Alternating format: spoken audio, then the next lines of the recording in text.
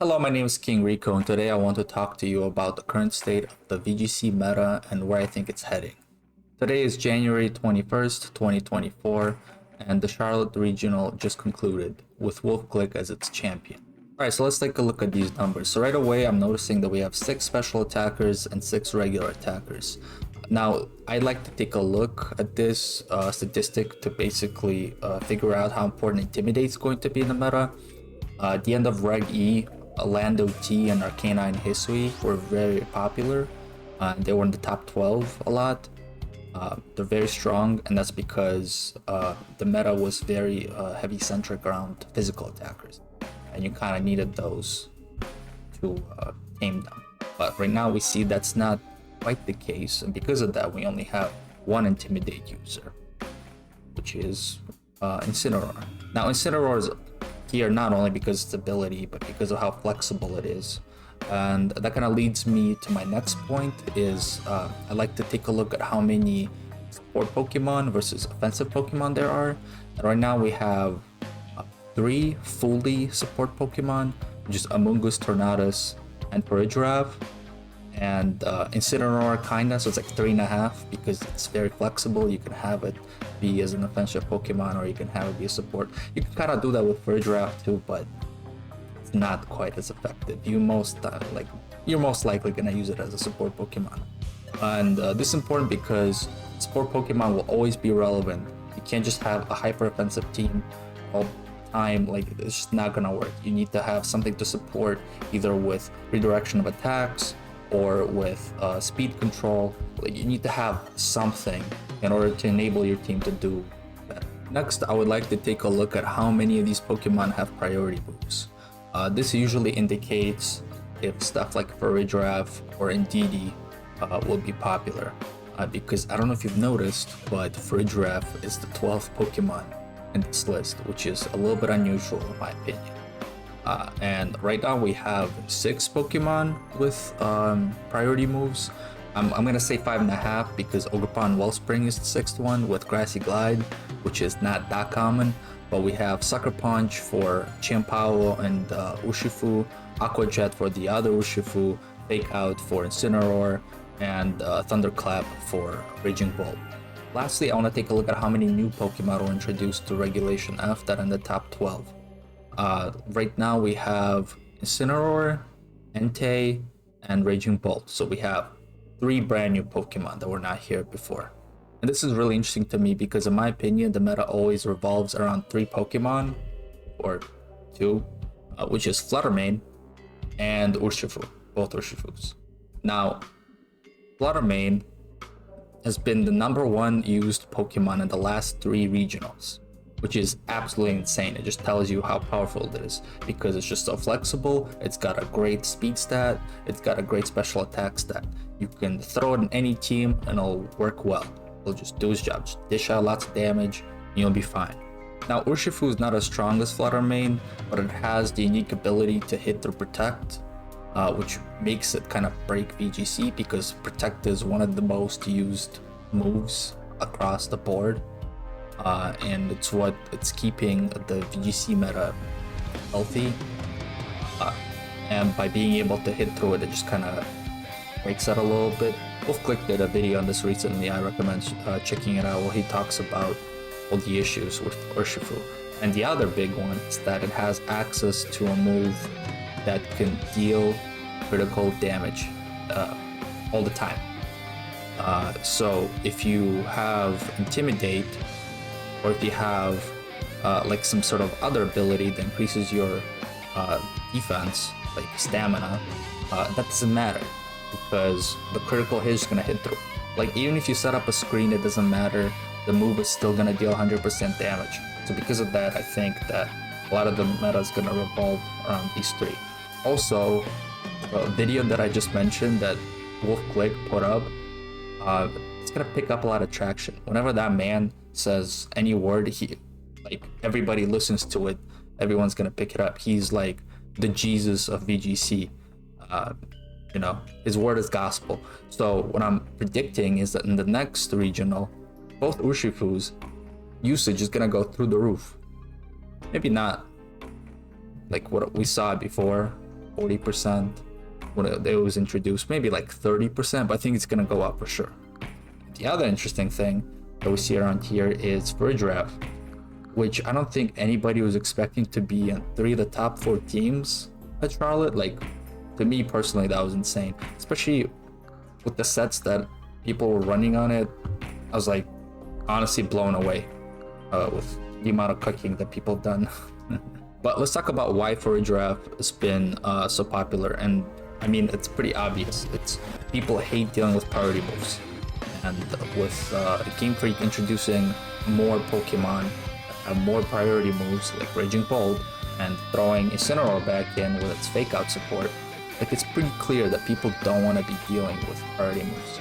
The other interesting addition here is Entei, and Entei is in here because it counters Incineroar. Everybody knew Incineroar was going to be back because it did so well in Gen 8 VGC, so people just thought, alright, if it did great in that format, it should do great here too. I'm just gonna throw it in and see what happens. And because of that, Entei is a great addition to counter that, and Entei is a great addition to counter Incineroar.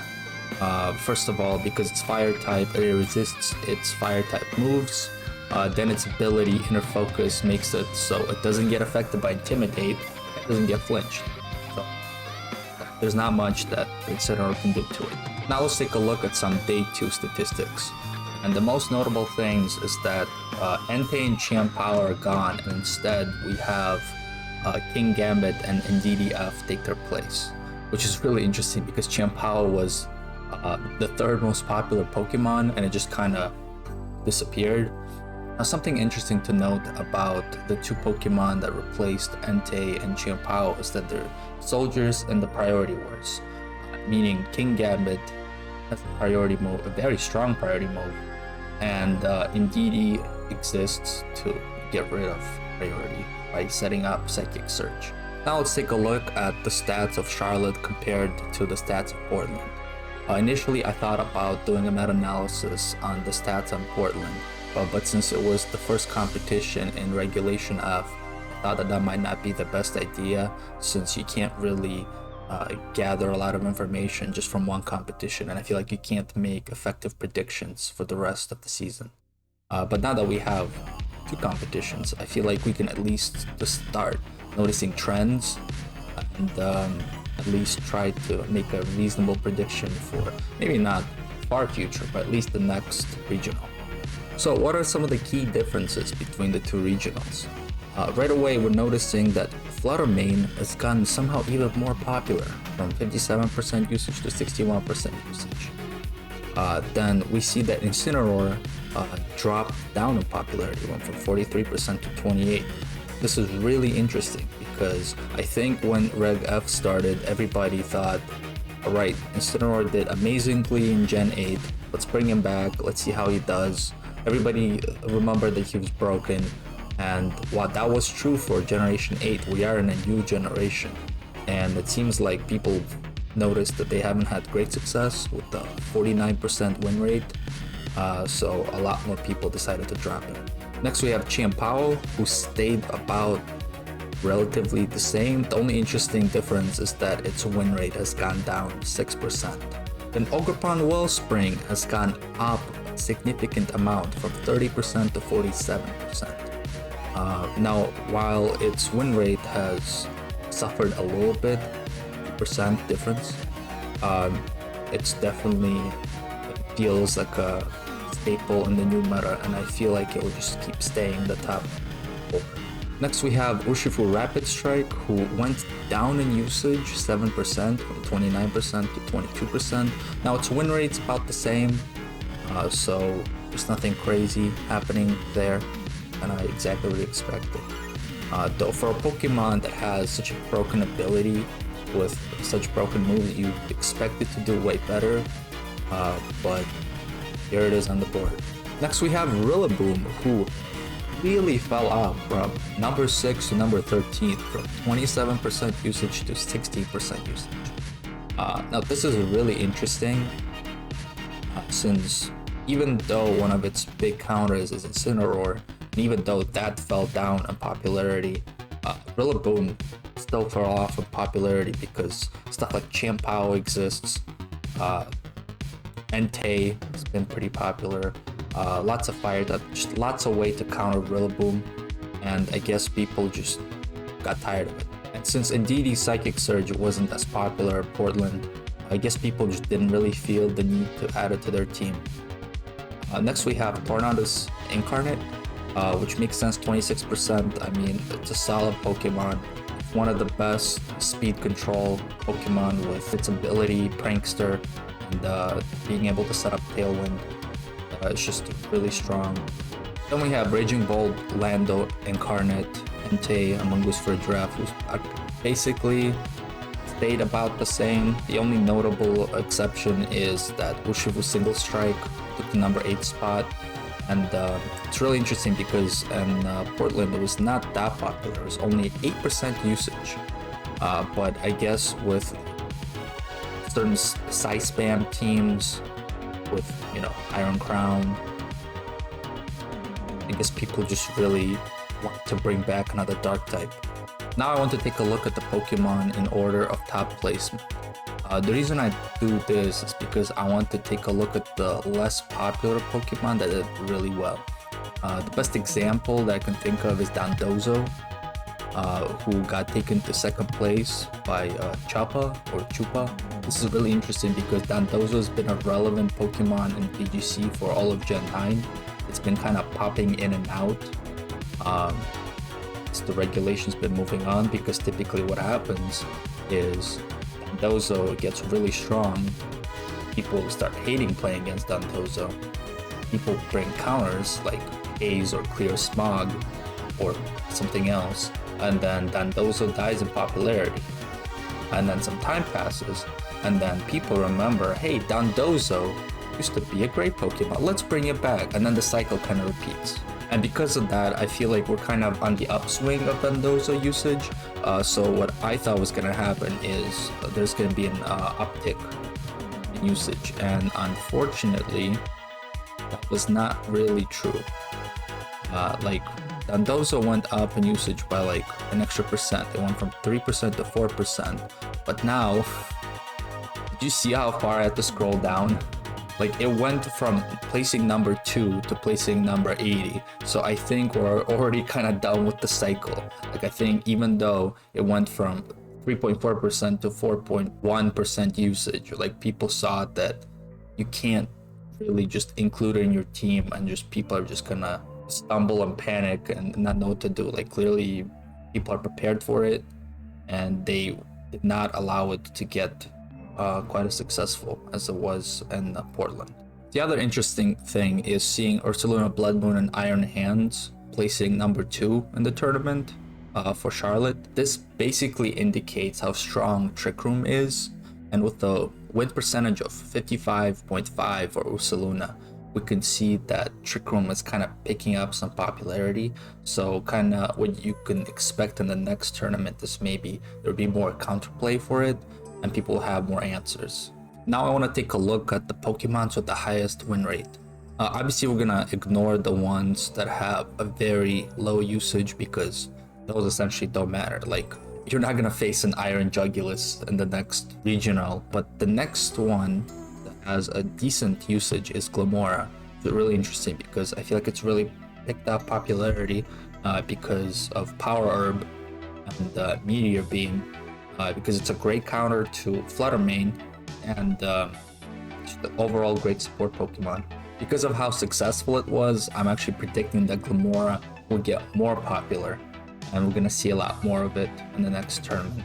Now, something else that's interesting to note is that while Arcanine history has significantly dropped in usage, its win rate's pretty damn good. Like, it's at 55.99%. Everybody thought it would just kind of die, but maybe because it did so well, people would be more inclined to include it in other teams. I can't say for sure, but I feel like Arcanine history might make a slight comeback. I could keep talking about all the stats and all the Pokemon, really go in detail about what I think all of that means, but I think for now, it's been good enough. This gives kind of like a decent picture of where we're heading. can keep looking at the rest of the Pokemon and keep analyzing all the different numbers, but I think what I've gone over has been the most interesting ones. Right, so to summarize here all my predictions. Number 1 is Fluttermane will stay number 1. There's no reason for it to move from its spot. It'll just keep staying great. Number 2, Wolf's Urshifu video will make it more popular. He has a lot of power as a content creator to influence a lot of players, and I think we'll definitely see that in the next regional. 3, Farigiraf will pick up more usage. Kind of a similar reason here.